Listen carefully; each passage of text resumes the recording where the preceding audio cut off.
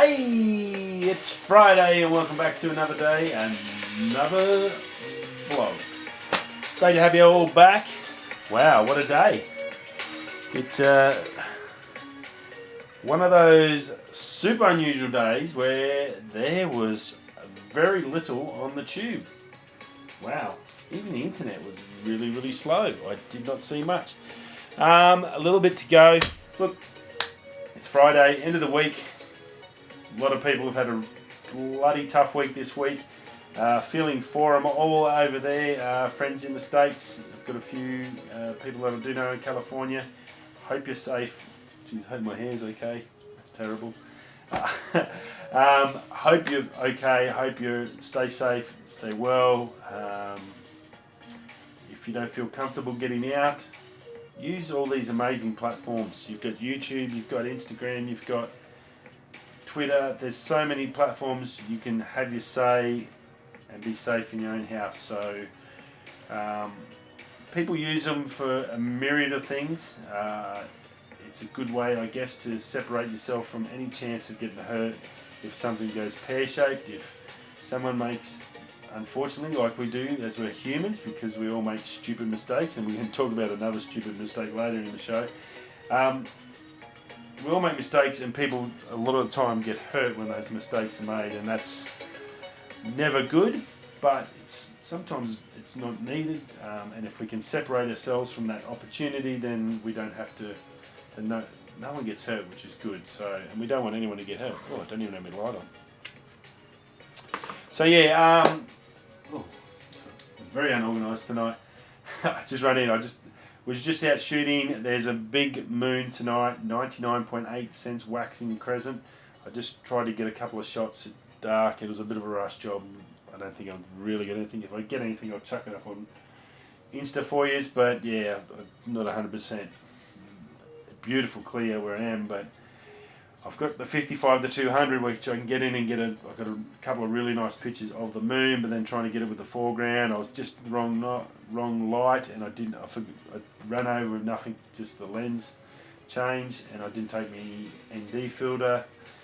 Yeah, just unorganised, and that always affects you. But yeah, so sorry for that segue.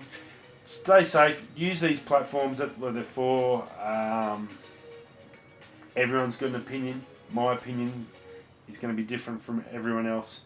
That's what separates us from robots. It's what separates us from communism and those things that we know don't work. We're a democracy, so a majority rules.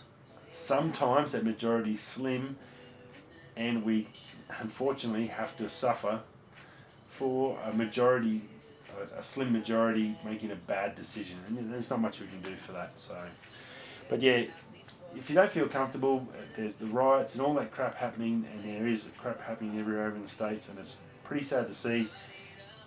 Put what you need to say in one of these other platforms. Your voice is there. The more people talk about it, I'm sure the more the conversation's going to go on. Hopefully something happens. I hope it doesn't end up like all the other major issues we have: smoking, guns, the global ice caps melting, and climate change. We've all known about that. Everyone's said everything that needs to be said on them, and still nothing happens. I hope this isn't the same thing. It's been going for a long time, and a lot of people have suffered for a long time and had personal anguish and suffering. So that's, I guess, a little bit different in some respects to some things, but I guess I put it in the same respect as the way the shooting deaths affect people. It's something that that stuff could be easily fixed, but we still don't fix it.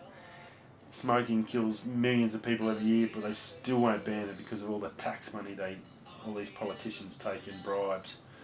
So it's sad. This is a societal thing that takes a lot longer, and it's a different thing. But having that continued conversation is not a bad thing. It's always a good thing to have these people say what they're thinking. It's better to say what you're thinking so everyone knows how you feel than to hold it in. I've found that only hurts you and I guess there's been a lot of people for a long time that have had to hold in and suffer for a long time. So not good. So yeah, thoughts out with everyone out there that's dealing with this situation at the moment, and I hope it gets a little bit better for those people that have been suffering.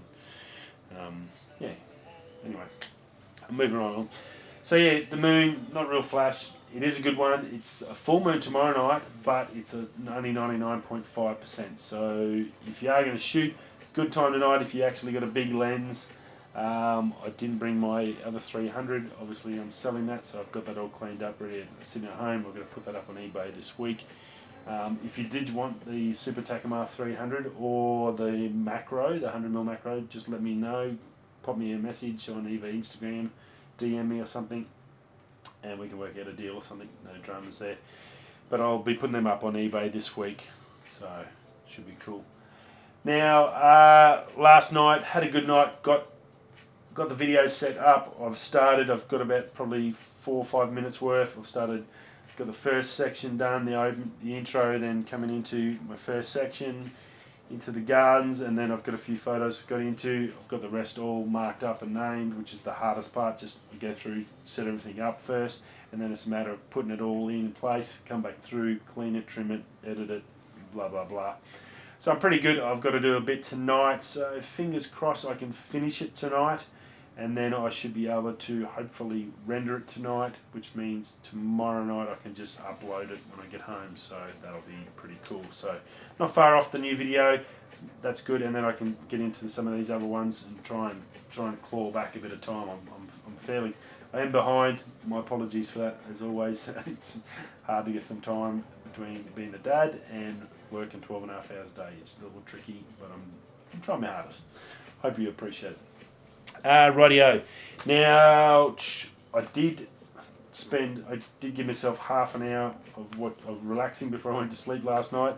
I watched an episode of that new Space Force on Netflix, Steve Carell, and it was pretty good. Not piss pants funny, but pretty good. They've done a really good job. It's got John Malkovich in it, great actor.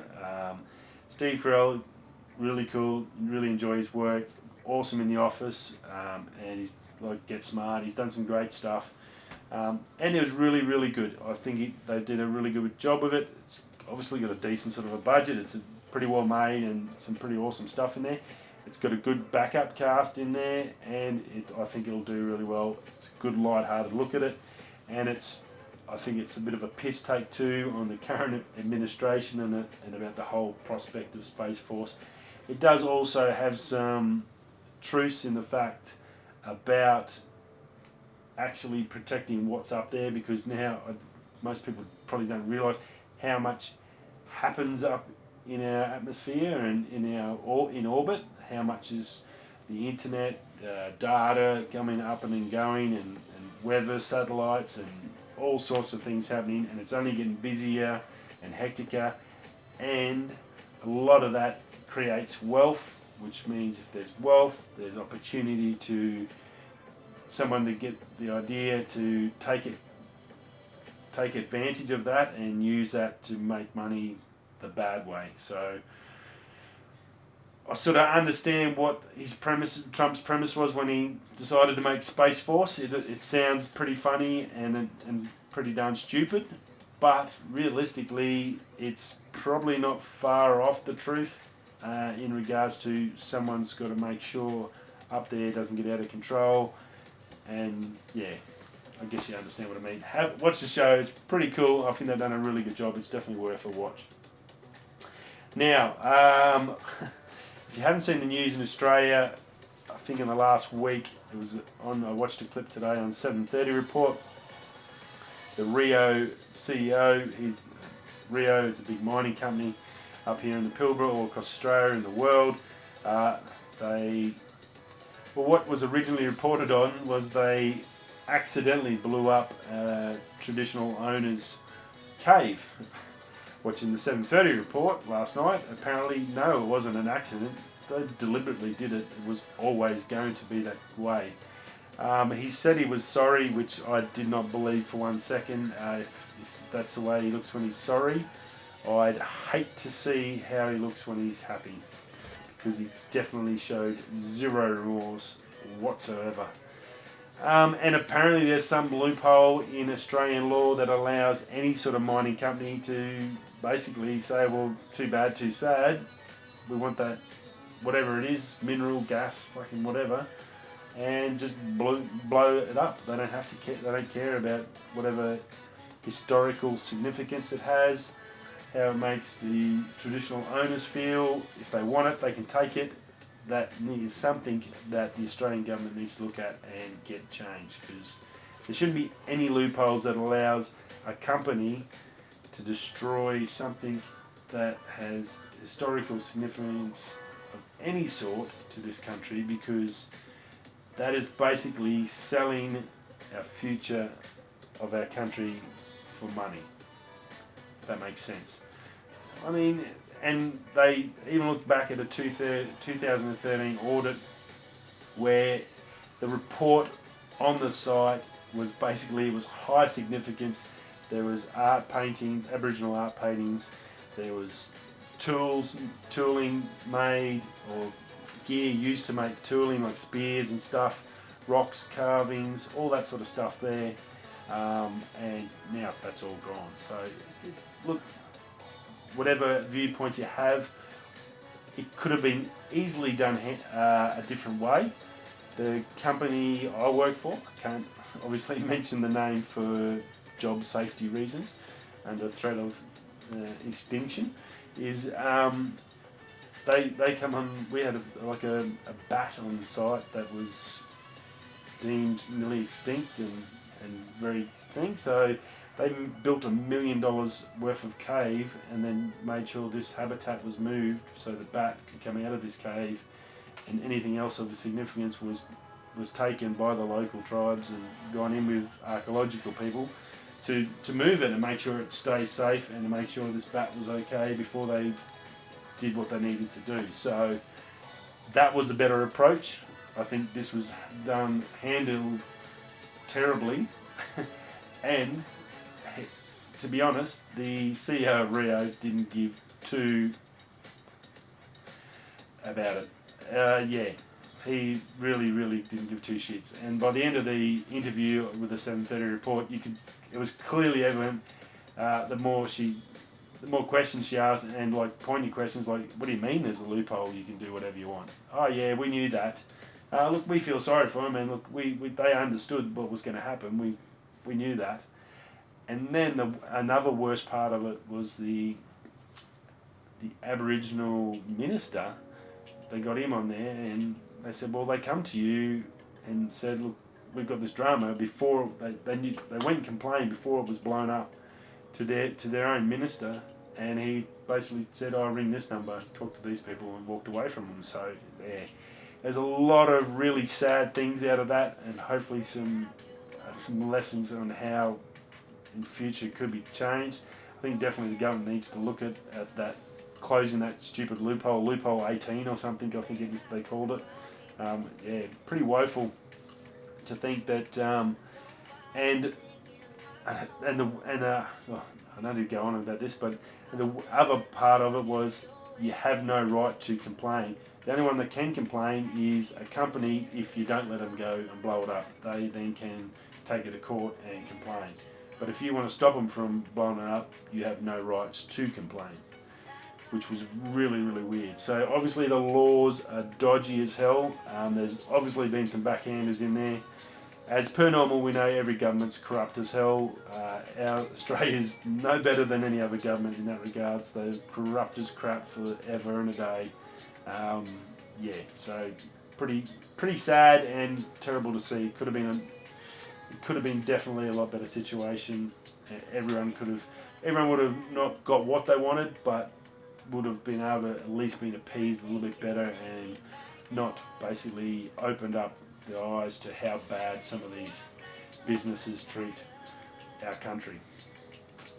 And they're not Australian companies anymore, they're global share companies owned by global shareholders. They couldn't give two rats' ass about the land that they're taking stuff out of. So it's really sad. Now, On that,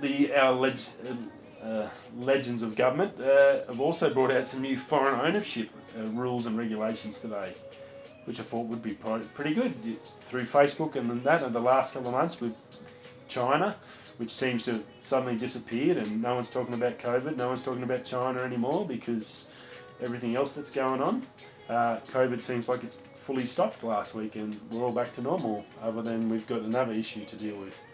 Well, I had to listen to the talk and my perspective, and I guess that's all anyone ever can take. Everyone's going to have a different perspective. The three rules and things that they were going to come in only pertain to government-specific sensitive data or facilities like data or defence. So they can still come in and buy your farms and your cows and your groceries and cheese, which they already own anyway. China already owns them. Allegedly, China only has 5% investment into Australia. I find that hard to believe when the other reports are all saying that they own pretty much everything or shares in everything. They might not own it specifically, but they own companies that own those major shareholdings of those companies. So I think they've dodged the books a little bit there. 5%, I can't believe China only owns 5%. Especially when they own all the water, they own the Darwin port, how that's not a defence issue. There's a lot of different things in there, but yeah, it was a pretty lame attempt for foreign ownership. It looks like they were too scared to say, well, hang on, we're going to limit what you can have, and which they're saying, and they've put budgets and all this stuff in place, and they reckon it's the harshest it's ever going to be, and these rules are going to take us into the next whatever. But there, to be honest, it didn't sound like anything was ever going to happen. It was just a bit of a lip service, I think they call it. So yeah, that was about it. So a little bit of a political sort of a episode again today for Friday. It's not a good way. I don't like finishing on a sour day. Friday, we're coming into the weekend. Hope you have a bit of fun with your family and friends and catch up with them. I think the rules are all opening up everywhere except for sight. We still can't sit next to anyone, can't talk to anyone, get covered in chemicals whenever we go near food. But yeah, so hopefully that'll change. Next week we might get a bit of a rule change up here, so it'll be cool. Anyways, have a wonderful weekend. Fingers crossed I can finish this new video for you and get that out for you tomorrow. I will see you all, I guess, again Monday. Cool. Rightio, whether you're coming that way, I'll see you tomorrow. Ciao.